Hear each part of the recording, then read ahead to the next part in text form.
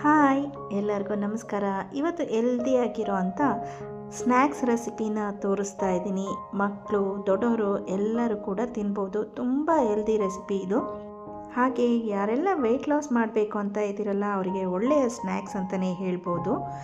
ರೆಸಿಪಿಯನ್ನು ಶುರು ಮಾಡೋಣ. ಒಂದು ಪ್ಯಾನಿಗೆ ಒಂದು ಅರ್ಧ ಚಮಚದಷ್ಟು ನಾನಿಲ್ಲಿ ತುಪ್ಪ ಹಾಕ್ಕೊಳ್ತಾ ಇದ್ದೀನಿ. ನಾನಿಲ್ಲಿ ಯಾವುದೇ ರೀತಿಯ ಎಣ್ಣೆಯನ್ನು ಬಳಸ್ತಾ ಇಲ್ಲ. 1.5 ಕಪ್ಪು ಮಖಾನನ ತಗೊಂಡಿದ್ದೀನಿ. ಕನ್ನಡದಲ್ಲಿ ಕಮಲದ ಬೀಜ ಅಂತ ಹೇಳ್ತಾರೆ. ಅಧಿಕವಾದ ಪೋಷಕಾಂಶಗಳನ್ನು ಹೊಂದಿದೆ ಇದು. ಫ್ರೈ ಮಾಡ್ಕೊಳ್ತಾ ಇರಬೇಕಾದ್ರೆ ತುಪ್ಪದ ಪರಿಮಳ ಘಮಘಮ ಅಂತ ಬರ್ತಾ ಇರುತ್ತೆ. ಇದು ವೆಯ್ಟ್ ಲಾಸ್ ಮಾಡೋರಿಗೆ ಮತ್ತು ಡಯಾಬಿಟೀಸ್ ಅವರಿಗೆ ತುಂಬ ಒಳ್ಳೆಯ ಆಹಾರ ಅಂತಲೇ ಹೇಳ್ಬೋದು. ಮೀಡಿಯಂ ಫ್ಲೇಮ್ನಲ್ಲೇ ಇಟ್ಕೊಂಡು ಫ್ರೈ ಮಾಡಿಕೊಂಡ ನಂತರ ಇದನ್ನು ಒಂದು ಬೌಲಿಗೆ ಹಾಕ್ಕೊಳ್ಳೋಣ. ನಂತರ ಅದೇ ಪ್ಯಾನಿಗೆ 1/4 ಕಪ್ಪಷ್ಟು ಕಡಲೆಕಾಯಿ ಬೀಜ ಅಥವಾ ಶೇಂಗಾವನ್ನು ಹಾಕ್ಕೊಳ್ತಾ ಇದ್ದೀನಿ.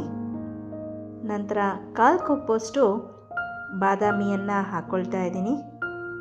ನಂತರ 1/4 ಕಪ್ಪಷ್ಟು ಗೋಡಂಬಿಯನ್ನು ಹಾಕ್ಕೊಳ್ತಾ ಇದ್ದೀನಿ. 1/4 ಕಪ್ಪಷ್ಟು ದ್ರಾಕ್ಷಿಯನ್ನು ಹಾಕ್ಕೊಳ್ತಾ ಇದ್ದೀನಿ. 1/4 ಕಪ್ಪಷ್ಟು ಕಪ್ಪು ದ್ರಾಕ್ಷಿಯನ್ನು ಹಾಕ್ಕೊಳ್ತಾ ಇದ್ದೀನಿ. ಹಾಗೆ 1/4 ಕಪ್ಪಷ್ಟು ಸೀಡ್ಸನ್ನು ಹಾಕ್ಕೊಳ್ತಾ ಇದ್ದೀನಿ. Water melon seeds, sunflower seeds ಹಾಗೆ ಮೆಲನ್ ಸೀಡ್ಸನ್ನು ಹಾಕ್ಕೊಳ್ತಾ ಇದ್ದೀನಿ. ನಂತರ ಒಂದು ಅರ್ಧ ಚಮಚ ತುಪ್ಪವನ್ನು ಹಾಕ್ಕೊಳ್ತಾ ಇದ್ದೀನಿ. ಇದನ್ನು ಲೋ ಫ್ಲೇಮ್ನಲ್ಲೇ ಇಟ್ಕೊಂಡು ಫ್ರೈ ಮಾಡ್ಕೊಳ್ಬೇಕಾಗತ್ತೆ.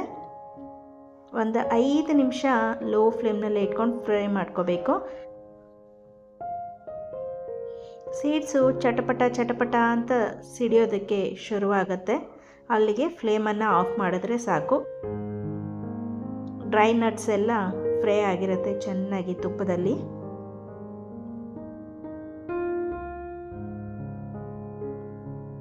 ಕಾಲು ಕಪ್ಪು ಹುರ್ಗಡ್ಲೆಯನ್ನು ಹಾಕ್ಕೊಳ್ಳೋಣ. ಹುರ್ಗಡ್ಲೆ ಏನು ಹೆಚ್ಚು ರೋಸ್ಟ್ ಮಾಡ್ಕೊಳ್ಳೋದು ಅವಶ್ಯಕತೆ ಇಲ್ಲ. ಸ್ವಲ್ಪ ಬಿಸಿ ಆದರೆ ಸಾಕು. ಹಾಗೆ ನಾನು ಮಾಡೋ ಎಲ್ಲ ರೆಸಿಪಿ ವಿಡಿಯೋಗಳನ್ನು ನಿಮ್ಮ ಫ್ಯಾಮಿಲಿಯೊಟ್ಟಿಗೆ ಫ್ರೆಂಡ್ಸ್ ಒಟ್ಟಿಗೆ ಶೇರ್ ಮಾಡಿ. ನೀವು ಕೂಡ ಟ್ರೈ ಮಾಡಿ ಹೇಗಾಗಿತ್ತು ಅಂತ ಕಮೆಂಟ್ ಮಾಡಿ. ನೋಡಿ, ಹುರ್ಗಡ್ಲೆಯನ್ನು ಸ್ವಲ್ಪ ಫ್ರೈ ಮಾಡಿಕೊಂಡ ನಂತರ ನಾವು ಮಖಾನ ಹಾಕ್ಕೊಂಡಿದ್ವಲ್ಲ ಅದೇ ಬೌಲಿಗೆ ಈ ಎಲ್ಲ ಡ್ರೈ ನಟ್ಸ್ಗಳನ್ನು ಹಾಕ್ಕೊಳ್ಳೋಣ.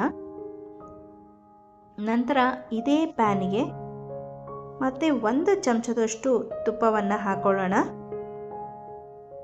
ತುಪ್ಪ ಸ್ವಲ್ಪ ಬಿಸಿಯಾದ ನಂತರ ಒಂದು ಅರ್ಧ ಚಮಚದಷ್ಟು ಅಚ್ಚ ಖಾರದ ಪುಡಿಯನ್ನು ಹಾಕ್ಕೊಳ್ಳೋಣ. 1/4 ಟೀ ಸ್ಪೂನಷ್ಟು ಅರಿಶಿಣದ ಪುಡಿಯನ್ನು ಹಾಕ್ಕೊಳ್ಳೋಣ. ಸ್ವಲ್ಪ ತುಪ್ಪದಲ್ಲಿ ಇದನ್ನು ಫ್ರೈ ಮಾಡ್ಕೊಳ್ಳೋಣ.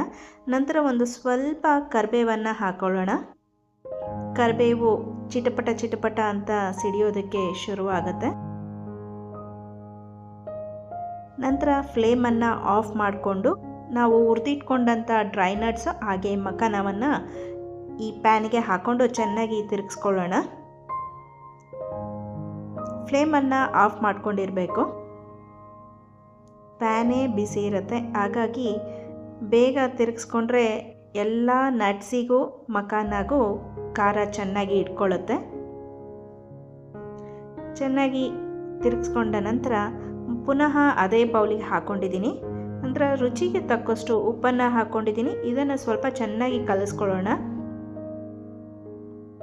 ನೋಡಿದ್ರಲ್ಲ ಎಷ್ಟು ಸುಲಭವಾಗಿ ಮಖಾನ ಚಿವಡಾನ ಮಾಡ್ಕೋಬೋದು ಅಂತ ಅಂದು. ಒಳ್ಳೆಯ ಹೆಲ್ದಿ ಸ್ನ್ಯಾಕ್ಸು, ಸಂಜೆ ತಿನ್ನೋದಕ್ಕೆ ತುಂಬ ಚೆನ್ನಾಗಿರುತ್ತೆ. ಉಪ್ಪು ಖಾರದ ಜೊತೆಗೆ 1/4 ಟೀ ಸ್ಪೂನಷ್ಟು ಚಾಟ್ ಮಸಾಲ ಕೂಡ ಹಾಕಿದ್ದೀನಿ. ತುಂಬ ಚೆನ್ನಾಗಿರುತ್ತೆ ಟೇಸ್ಟು, ಹೆಲ್ದಿ ಕೂಡ. ಎಣ್ಣೆ ಇಲ್ದಲೇ ಮಾಡಿರೋ ಒಂದು ಸ್ನ್ಯಾಕ್ಸ್ ರೆಸಿಪಿ.